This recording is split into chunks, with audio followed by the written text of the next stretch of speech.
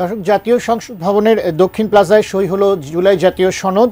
সনদে সই করেছেন জাতীয় ঐকমত্য কমিশনের সভাপতি অধ্যাপক ডক্টর মোহাম্মদ ইউনূস। জুলাই সনদ স্বাক্ষর অনুষ্ঠানকে ঘিরে এ সময় তার আগে পুলিশের সঙ্গে জুলাই যোদ্ধাদের সংঘর্ষের রণক্ষেত্রে পরিণত হয় মানিক মে এভিনিউ এলাকা এবং পরিস্থিতি নিয়ন্ত্রণে পুলিশ টিয়ার শেল ও সাউন্ড গ্রেনেড নিক্ষেপ করে। এ সময় মানিক মিয়া অ্যাভিনিউ এলাকায় উত্তেজনা ছড়িয়ে পড়ে, সাময়িক বন্ধ থাকে যান চলাচল। মাহাদি সেকেন্দারের রিপোর্টে বিস্তারিত দেখে নেব। জাতীয় সংসদ ভবনের সামনে লাল গালিচায় মোড়ানো মঞ্চ, যেখানে স্বাক্ষর হবে জুলাই সনদ।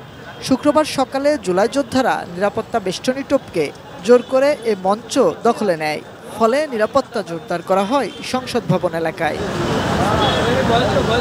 এ সময় জুলাই সনদ সংশোধন, সনদকে স্থায়ীভাবে সংবিধানে অন্তর্ভুক্ত এবং জুলাই যোদ্ধাদের স্বীকৃতি দেওয়ার দাবি জানান তারা। তবে আইন শৃঙ্খলা রক্ষাকারী বাহিনীর সদস্যরা তাদের সরে যেতে অনুরোধ করলেও সে অনুরোধে সাড়া দেননি জুলাই যোদ্ধারা।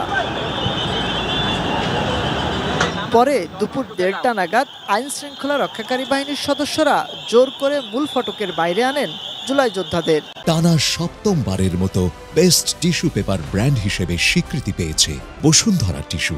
সেখানেই সংঘর্ষের সূত্রপাত। পরে পুলিশ তাদের ছত্রভঙ্গ করতে লাঠিপেটা ও কাঁদানে গ্যাস ব্যবহার করে।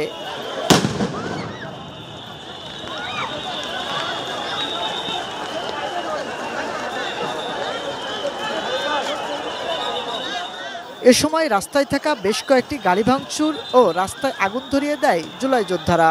পরে তারা ছত্রভঙ্গ হয়ে অবস্থান নেয় আসাদগেট ও খামারবাড়ি এলাকায়।